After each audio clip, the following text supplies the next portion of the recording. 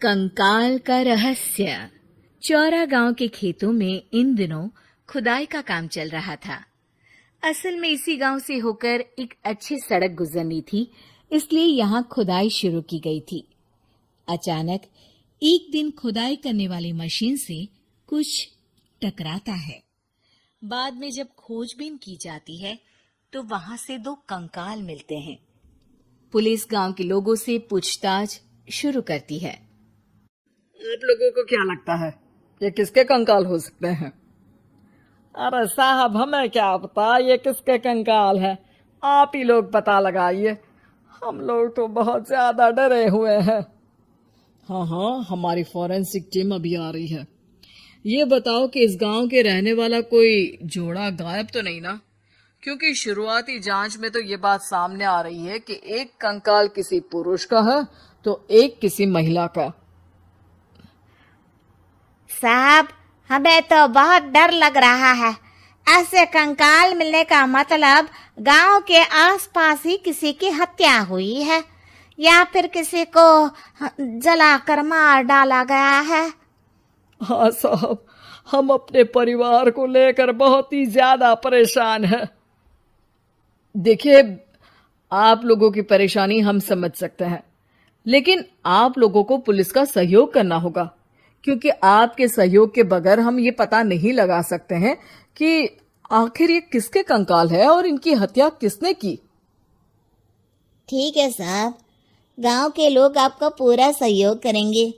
हाँ साहब, पूरा सहयोग करेंगे। तो फिर ठीक है, हम अपनी जांच शुरू कर देते हैं। कुछ दिन बाद जांच रिपोर्ट आ जाती है। पता चलता है कि ये कंकाल करीब 20 साल पुराने हैं, यानी 20 साल पहले किसी जोड़े की हत्या कर शव को यहाँ पर दबा दिया गया था। इंस्पेक्टर राघव, ये बताओ कि 20 साल पहले की मर्डर मिस्ट्री क्या आप सुलझ सकती है? हाँ सर, क्यों नहीं। लेकिन अब सबूत और गवाह काफी मिट गए होंगे। मुश्किल तो होगी, लेकिन शायद किसी परिवार को इंसाफ मिल सके। इंस्पेक्टर राघव, आप बिल्कुल सही कह रहे हैं। किसी परिवार को तो इंसाफ मिलेगा ही और किसी को उसके किए की सजा भी मिलेगी। जी सर, मैंने तो जांच शुरू भी कर दी है। 20 साल पहले इस गांव के दो जोड़े अचानक कहीं गायब हो गए थे। मैंने दोनों ही परिवारों के बाकी के सदस्यों से बातचीत शुरू की तो उन्होंने बताया कि उनके बच्चे शहर गए थे, लेकिन आज तक वापस नहीं लौटे हैं। लेकिन ये दोनों शव किस परिवार के सदस्यों के हैं, ये कैसे पता चल सकेगा? सर, मैंने डीएनए टेस्ट करवा लिया है। आज शाम तक इसकी रिपोर्ट भी आ जाएगी। अच्छा, ठीक है। उसी शाम को सर, डीएनए रिपोर्ट के मुताबिक ये दोनों ही लाशें चौरा गांव के रहने वाले प्रधान सुल्तान सिंह के बेटे और बहू की हैं। लेकिन इनकी हत्याएं किसने की है, ये कैसे पता लगेगा? इसी का तो पता लगाने की कोशिश में जुटा हूँ सर। आज सुल्तान सिंह से मिलने भी जा रहा हूँ। मेरा बेटा और बहू तो मेरे लिए सिर्फ यादों में ही रह गए थे। हमें उनकी लाशें तक नहीं मिल सकी थी। आज 20 साल बाद उनके कंकाल मिले हैं। मैं अब किसके लिए जीऊं?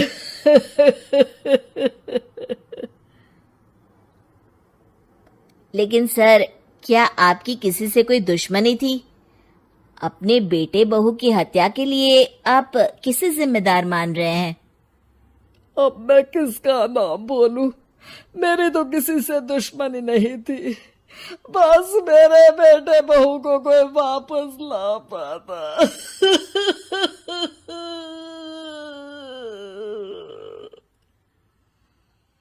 इसके बाद सुल्तान सिंह फूट फूट कर रोना शुरू कर देते हैं। सर, अब आप इनका अंतिम संस्कार करवा सकते हैं। कम से कम इनका शरीर ना सही, इनका कंकाल तो आपको मिला है। लेकिन हाँ, अगर आपको कुछ भी याद आए तो जरूर बताइएगा। मेरी तो बेटा अब उम्र हो गई है। लेकिन मेरे बेटे और बहू के हत्यारों का जरूर पता लगाइएगा, क्योंकि जब तक हत्यारे पकड़े नहीं जाएंगे मेरा मन नहीं मानेगा। सर, हमारी पूरी कोशिश रहेगी हत्यारे को पकड़ने की। लेकिन एक बात बताइए, उस वक्त आपको किस पर शक गया था?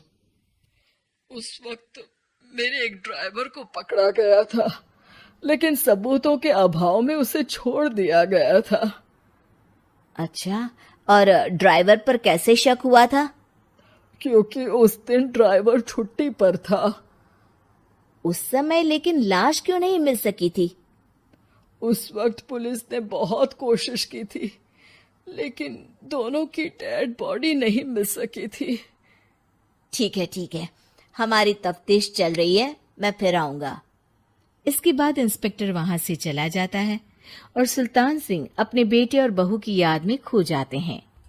कुछ दिन बाद सुल्तान सर, एक बात बताइए, जब आपके बेटे बहू की हत्या हुई थी, उसी के आसपास आपके ही गांव का रहने वाला एक और जोड़ा उसी वक्त गायब हो गया था ना?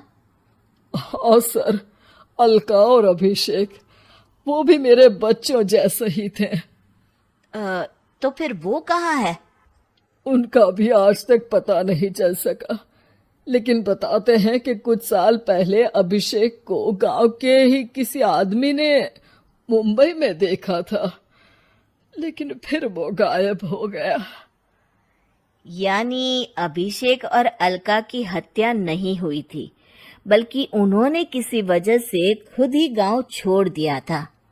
हाँ, हो सकता है, क्योंकि अभिषेक मेरे बेटे संतोष का अच्छा दोस्त था और उसका मेरे घर भी आना जाना लगा रहता था। हो सकता है कि उसने मेरे बेटे और बहू के बारे में सुन लिया हो और ये गांव छोड़ दिया हो सकता है। उनके परिवार का कोई अब नहीं रहता क्या इस गांव में? अब तो कोई नहीं रहता। एक चाचा थे, लेकिन उन्होंने भी अपना पुश्तैनी मकान बेच दिया है। वो भी अब कहीं शहर में ही बस गए हैं। ओह, अभिषेक और अलका के बारे में भी पता लगाना होगा। हो सकता है कि वही इस हत्या के बारे में कुछ बता सके। हो तो सकता है, लेकिन वो बेचारे तो खुद ही वक्त के मारे थे, वो क्या बताएंगे।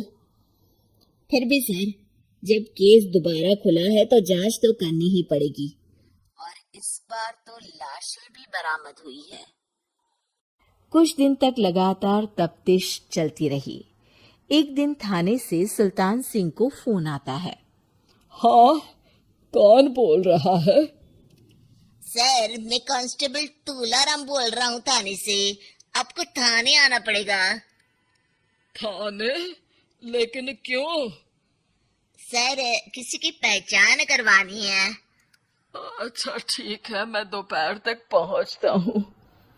सुल्तान सिंह दोपहर में थाने पहुंचता है। कई पुलिस के अधिकारी वहां मौजूद रहते हैं। सर, आपके बेटे की हत्या का रहस्य आज शायद सुलझ जाए। अच्छा इंस्पेक्टर राघव, पर वो कैसे? सर, उस आदमी को देखिए, क्या वही अभिषेक है? सुल्तान सिंह की आंखों में हैरानी से आंसू आ जाते हैं। हाँ सर, यही अभिषेक है। ये आपको कहाँ से मिला? सिर्फ अभिषेक ही नहीं, बल्कि इसकी पत्नी अलका भी इसके साथ है। मैडम, जरा अभिषेक की पत्नी को लाइए। जैसे ही अलका को पेश किया जाता है, सुल्तान सिंह जमीन पर गिर जाते हैं। सुल्तान सर, क्या हुआ आपको? आप अलका को देखकर गिर क्यों गए?